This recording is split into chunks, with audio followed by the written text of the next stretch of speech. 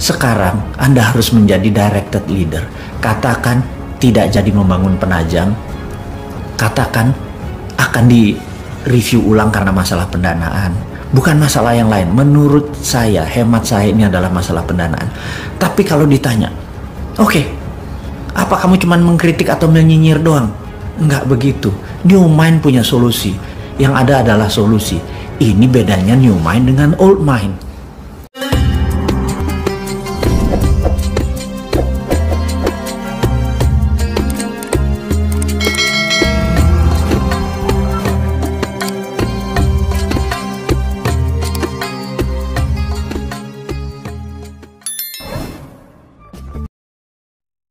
Kali ini kita akan membicarakan sesuatu yang sangat menarik, yaitu tentang ibu kota baru yang di wilayah Penajam. Jadi menurut pendapat pribadi, Penajam akan sulit menjadi ibu kota baru yang katanya pada tahun 2024 Penajam itu akan siap untuk menjadi pusat pemerintahan Indonesia. Secara pribadi, pertanyaan pertama adalah siapa yang akan pindah ke sana? Apakah seluruh pegawai negeri di pusat pemerintahan akan pindah ke sana? Apakah pusat pemerintahan yang saat ini ada di DKI Jakarta akan segera bisa memindahkan lebih dari 500.000 orang yang terlibat di seluruh kementerian dan pusat pemerintahan itu bisa pindah dalam waktu 3 tahun ke depan? Tempatnya aja belum jadi, sarananya pun belum jadi. Jadi kalau kita melihat ingin memindahkan, katakanlah 5 juta orang ke Penajam tersebut.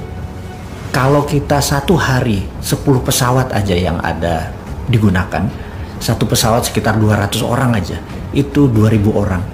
Untuk memindahkan 2.000 orang dikalikan 365 hari itu baru 700.000. Alias 5 tahun itu belum sampai 5 juta orang kita pindahkan yang setiap hari 2.000 orang. Dan itu tidak sederhana sekali lagi memindahkan orang ke sana. Pertanyaannya, kenapa orang mesti pindah ke sana? Dalam sejarah umat manusia bermigrasi, terbanyak adalah mereka yang pindah karena harapan tinggal atau harapan hidup di tempat yang lama sudah negatif. Untuk itu mereka memerlukan tempat hajat hidup yang baru, yang harapannya lebih baik, lebih cepat, lebih mudah, lebih sehat, dan lain sebagainya. Apakah di Penajam akan kayak gitu?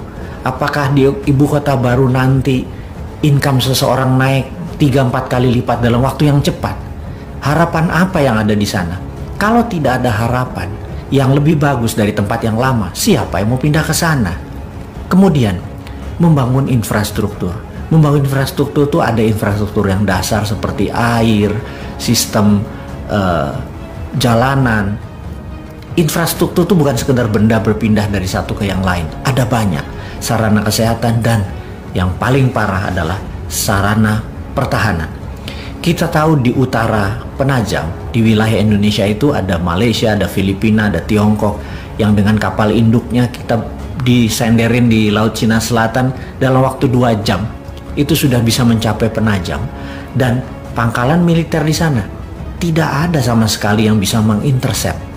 Janganlah pernah berkata kita cinta damai, kita tidak ingin berperang dengan siapapun, kemudian kita tidak bersiap. Ingat doktrin dimanapun yang mengatakan kalau kita ingin damai, kita harus bersiap untuk perang. Kita ingin damai, tapi kita harus bersiap untuk perang. Setidaknya pangkalan militer di Kalimantan Timur itu harus tumbuh kira-kira 10 kali atau lebih 10 kali lebih banyak dari, atau 10 kali lebih kuat dari saat ini. Ada intercept radar, ada peluru kendali, ada jet tempur, dan lain sebagainya. Itu belum ada persiapannya sama sekali. Bahkan Kementerian Pertahanan yang saat ini adalah orang yang ingin mencalonkan dirinya di tahun 2024 untuk menjadi presiden berikutnya, itu pun tidak terlihat di buku putih Kementerian Pertahanan akan membangun pangkalan untuk melindungi ibu kota baru di Penajam sampai tahun 2024. Lah kalau dianya tidak membangun atau tidak menyiapkan, bagaimana kalau kita membangun sana sebagai ibu kota baru? Apakah hanya membangun seperti real estate, seperti Bumi Serpong Damai, seperti Alam Sutra?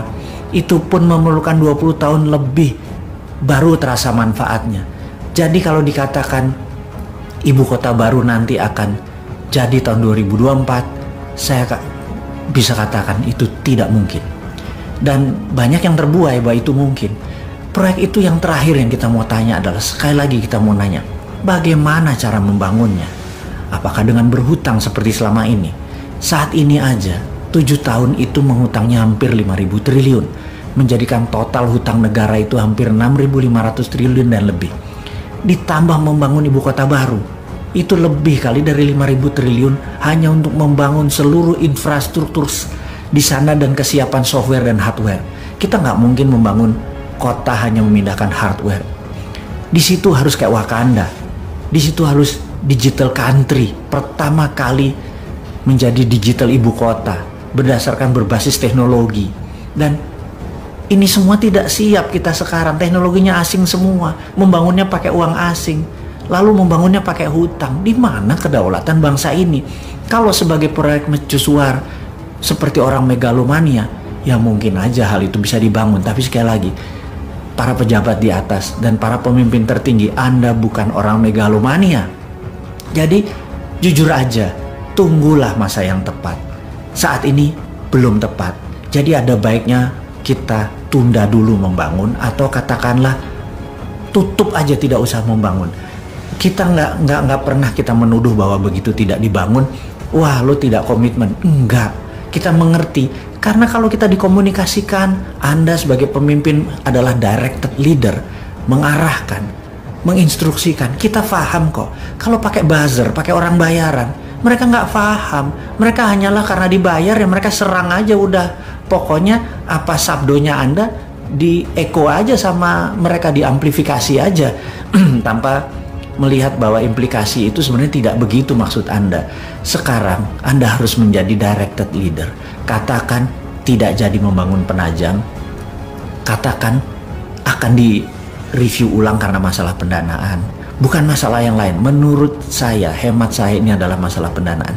Tapi kalau ditanya, oke, apa kamu cuma mengkritik atau menyinyir doang? Enggak begitu. New Mind punya solusi. Dari dulu New Mind punya solusi. Dan pindahnya pusat pemerintahan tadi bukan ibu kota loh. Jadi membedakan. Kalau Penajam adalah ibu kota dan pusat pemerintahan.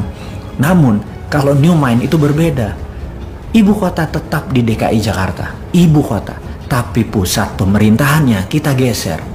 Kita lihat ada 5.000 hektar pulau reklamasi yang saat ini berada di utara Jakarta. Itu diluruskan. Itu sebaiknya diambil oleh pemerintah pusat.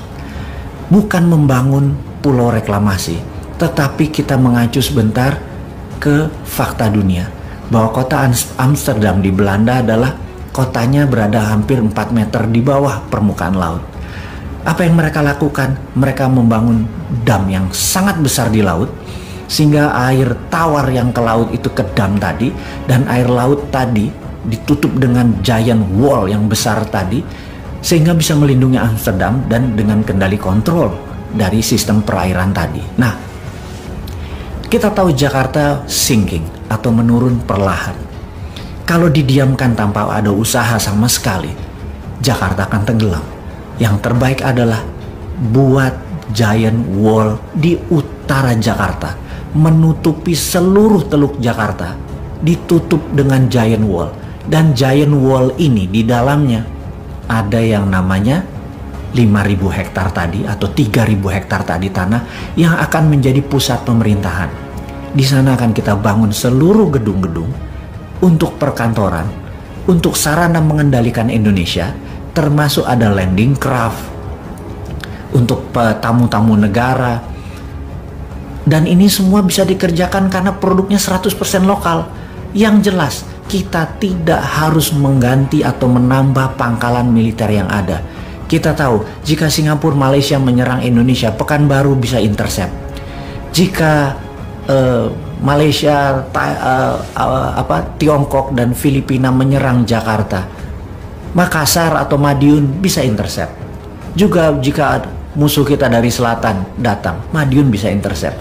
Belum lagi Halim, itu dari sisi angkatan udara. Dari angkatan laut, Tanjung Priuk, one of the best. Jadi tidak ada satupun yang kita ubah di dalam sistem pertahanan melindungi ibu kotanya.